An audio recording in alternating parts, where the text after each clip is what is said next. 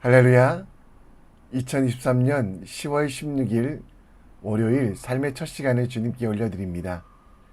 이 아침에도 까마귀를 생각하며 심지도 아니하고 거두지도 아니하며 골방도 없고 창고도 없으되 하나님이 기르시는 그 일들을 경험하는 오늘 될 수 있도록 함께 기도하며 나아갑니다. 이 아침에 우리 함께 사도신경을 통해 우리의 믿음을, 우리의 신앙을 고백합니다. 전능하사 천지를 만드신 하나님 아버지를 내가 믿사오며 그 외아들 우리 주 예수 그리스도를 믿사오니 이는 성령으로 잉태하사 동정녀 마리아에게 나시고 본디오 빌라도에게 고난을 받으사 십자가에 못 박혀 죽으시고 장사한 지 사흘 만에 죽은 자 가운데 다시 살아나시며 하늘에 오르사 전능하신 하나님 우편에 앉아 계시다가 저리로서 산자와 죽은 자를 심판하러 오시리라. 성령을 믿사오며 거룩한 공예와 성도가 서로 교통하는 것과 죄를 사하여 주시는 것과 몸이 다시 사는 것과 영원히 사는 것을 믿사옵나이다. 아멘.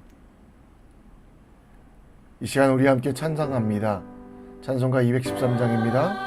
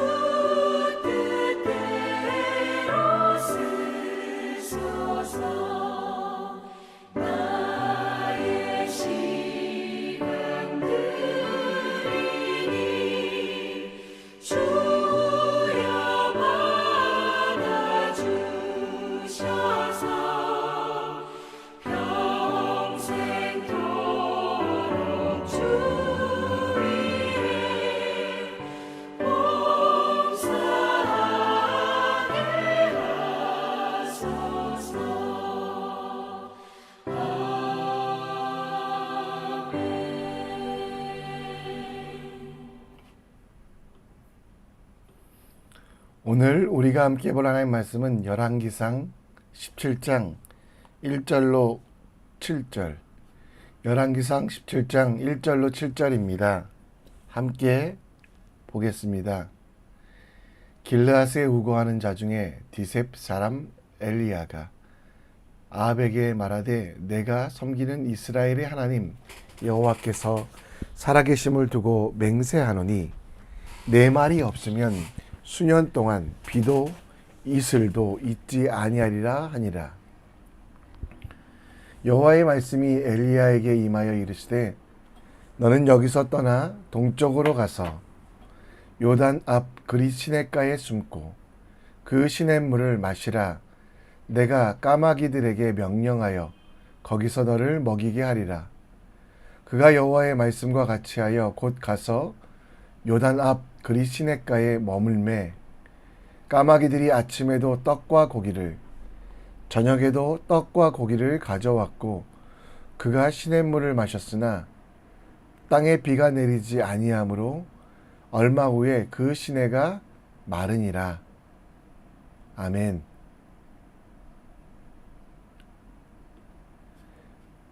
조선시대의 시인 박효간의 까마귀라는 시조를 들어보신 적 있습니까? 뉘라서 까마귀를 검고 흉타하던고 반포 보으니 그 안이 아름다운가. 사람이 저 새만 못함을 못내 슬퍼하노라. 우리는 까마귀를 불길한 새로 생각합니다. 하지만 까마귀는 어렸을 때 먹이를 준 부모에게 장성하여 반드시 먹이를 되돌려 드린다고 합니다. 은혜와 사랑으로 길러준 부모에 대하여 반드시 은혜를 갚는 반포보은이라는 표현을 쓰고 있습니다. 열왕기상 17장에는 엘리야가 나오는데요. 엘리야는 여호와는 하나님이시다라는 이름의 뜻을 가진 디셉 사람입니다. 북쪽 왕 아합과 아하시아 시대에 살고 있었고요. 그는 몸에 털이 많았고 하나님을 경외하는 열심이 특별했으며 선지자 엘리사의 스승이요 우상 숭배를 타파하고 하나님만 섬기게 했던 구약의 대표적인 선지자로 신약시대 세례 요한의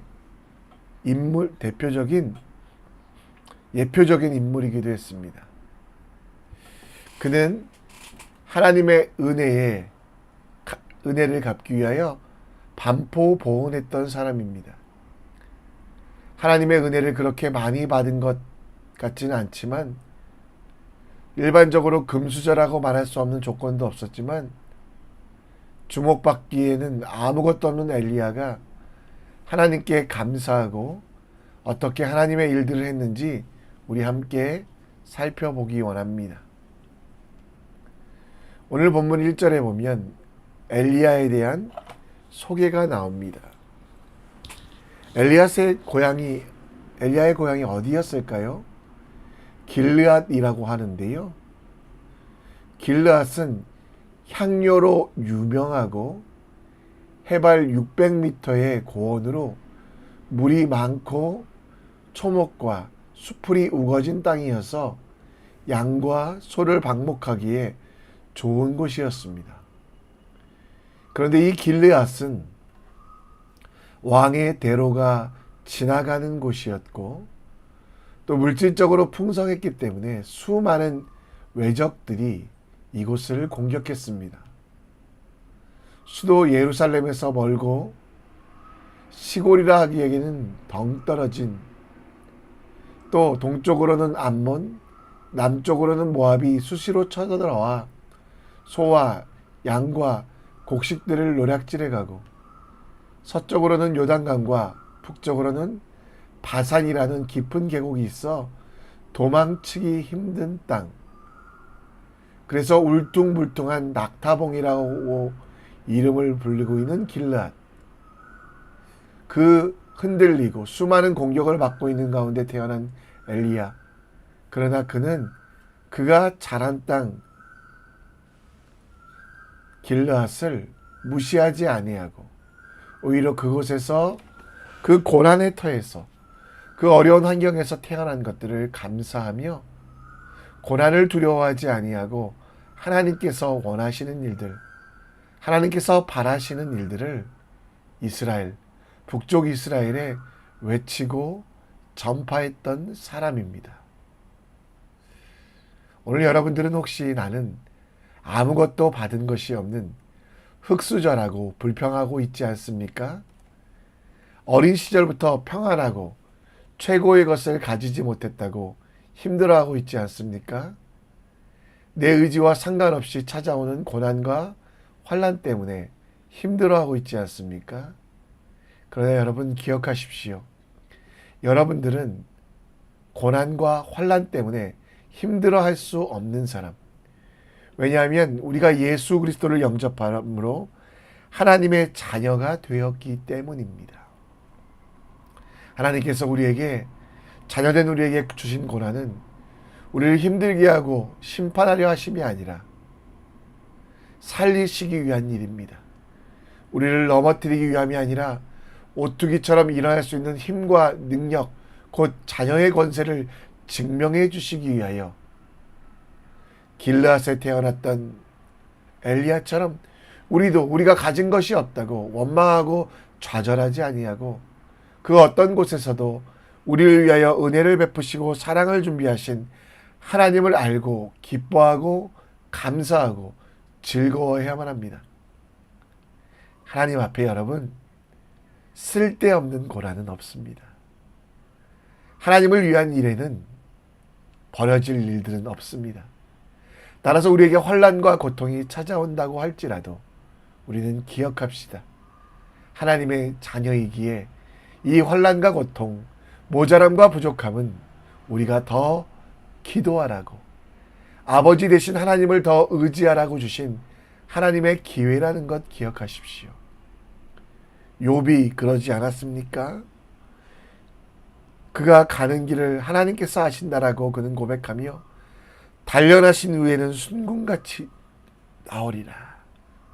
고난과 환난을 통해 우리를 정금같이 만드시며 우리 뜻이 분명하게 해주시는 하나님께 감사하는, 금수저가 되지 않았음을 불평하는 것이 아니라 하나님 나라의 금수저, 세상에서는 흙수저일 수 있지만 하나님께서는 이 모든 고난과 환난을 통해 우리의 삶을 역전시키시며 더 큰 은혜를 주신다는 걸 기억하시는 믿음의 사람 되길 간절히 축원합니다. 까마귀, 우리는 까마귀를 부정한 짐승처럼 여깁니다. 실제로 이스라엘 사람들도 이 까마귀는 부정하다 생각했습니다. 신명기 14장 3절에 보면 너는 가증한 것은 무엇이든 먹지 말라. 가증이란 뜻은 부정하고 깨끗하지 못하다라는 것인데요. 그 중에 하나가 바로 까마귀 종류였습니다. 그러나 여러분, 오늘 본문에 보면 이 까마귀도 하나님께서 쓰시는 것을 봅니다. 엘리야가 아합에게 나가 이스라엘 땅에 3년 6개월 동안 비가 내리지 아니할 것을 예언합니다. 그리고 그 아합의 칼을 피해 그리 시냇가에 엘리야는 도망치게 됩니다. 근데 오늘 4절 말씀에 보면 그 그리 시냇가에서 시냇물을 마시고, 그 그리 시냇가는 어떤 곡식도 없는 곳이기에 아무것도 먹을 수 없을 때 까마귀들에게 명령하여 거기서 엘리야를 먹이시고 지키시겠다라고 말씀하십니다. 그래서 6절 말씀에 보면 까마귀들이 아침에도 떡과 고기를, 저녁에도 떡과 고기를 가져왔고 그가 그리 시냇가를 마셨다라고. 그리고 그 그리 시냇가도 3년 6개월 동안 비가 내리지 아니하니 얼마 만에 그치게 되었다라는 말씀을 하게 됩니다. 여러분, 부정한 동물이었던 까마귀도 하나님의 손에 의하여 쓰임을 받고 귀하게 사람을 살리는 일, 하나님의 은혜를 전하는 통로가 되었습니다. 하나님은 이스라엘에 가뭄을 주셨고 그 가뭄 동안 까마귀를 통해 엘리야를 먹이셨던 것, 여러분, 비둘기같이 정한 동물이 아니었습니다. 독수리와 같이 멋있는 동물이 아니라 하나님께서는 부정한 동물, 사람들이 꺼리는 까마귀를 통해 엘리야를 살리는 것을 보며 엘리야는 어떤 느낌이었을까요? 이왕이면 좀 멋있는 새가, 아니면 정한 동물이 자기를 먹여 살렸으면 좋았는데, 까마귀처럼 부정한 것이 먹을 것을 갖다 줄 때 엘리야 머릿속에는 나도 그렇구나. 그리 시냇가에서 아무 쓸데없는 나도 주님께서 쓰시는구나. 결국 정하고 부정하고가 중요한 것이 아니라 하나님의 인도하심과 하나님의 부르심에 감사하며 주님께서 맡기신 사역들을 잘 감당하는 것이 중요하구나라고 생각했습니다. 누가복음 12장에 보면 까마귀를 생각하라라고 나옵니다. 부정하지만 하나님의 일들을 감당했던 까마귀에게 하나님은 기르시고 먹이시고 귀하게 여기신다라고 말씀하셨습니다. 그것과 마찬가지로 우리도 까마귀와 같습니다. 우리가 깨끗했기 때문에 주님이 우리를 선택해 주신 것이 아닙니다. 정결하였기 때문에 주님이 우리를 불러주신 것이 아닙니다. 까마귀와 같이 부정했던, 죄와 허물로 죽었던 우리들이었지만 주님은 우리를 사용해 주시고 우리를 부르셔서 왕같은 제사장, 거룩한 나라, 그의 소유된 백성으로 삼아주셨음 그 자체를 감사해야만 합니다. 까마귀와 같은 부정한 우리를 하나님께서 아름다운 덕을 선전하는 사람으로, 우리가 잘 알고 있는 것처럼 베드로전서 2장 9절 말씀처럼 택하신 족속 왕같은 제사장 거룩한 나라로 불러 우리를 하나님의 기이한 빛에 들어가게 하시며 또 그의 아름다운 덕을 선포하게 하신 것, 그것은 우리가 깨끗하고 우리가 능력이 있어서가 아니라 까마귀와 같이 부족하지만 전적인 하나님의 은혜로 예수 그리스도께서 흘리신 십자가 보혈로 가능하게 되었다는 것. 오늘 우리는 감사의 기도를 드려야만 합니다. 우리가 선택받고 하나님의 일을 할 수 있는 것은 우리의 힘, 우리의 능력이 아니라 우리를 사용해 주신 하나님, 까마귀와 같이 부정하였지만 우리를 불러주신 하나님의 전적인 은혜란 것을 기억하며 하나님께 감사하고 하나님의 이름들을 높여드리며 오늘도 그 부르심에 감격하여 주님께서 맡기신 일들을 감당하는 하나님의 사람 되시기를 간절히 기도합시다. 말씀을 정리합니다. 엘리야는 길르앗에서 태어난 것, 예루살렘도 아니면 북쪽 이스라엘의 수도 사마리아도 아니고 정말 어쩌면 가장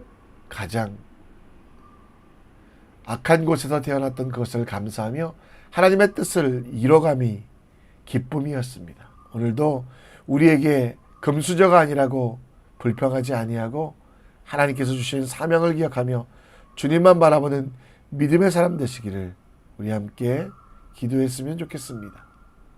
더불어 감사의 생활화를 통해 감사가 넘치게 하는 하나님 나라의 비밀을 깨달아 까마귀와 같은 우리를 사용하여 주셨음을, 아무 능력 없는 우리를 불러주셨음을 기뻐하는 주님의 사람 되길 함께 기도합시다. 이 시간 우리 일상이나 찬양합니다. 우리를 불러주시고 보내신 그곳에서 감사하며 찬양하는 사람 될 수 있도록 함께 기도합시다. 나를 보내사 서게 하신 곳, 가장 귀한 곳이 바로 이곳이라. 내게 주신 곳 광야와 같아도 믿음과 소망 가지고 최선을 다하리. 나의 작은 삶 주께 드릴 때 나의 삶을 통해 주 영광 받으리.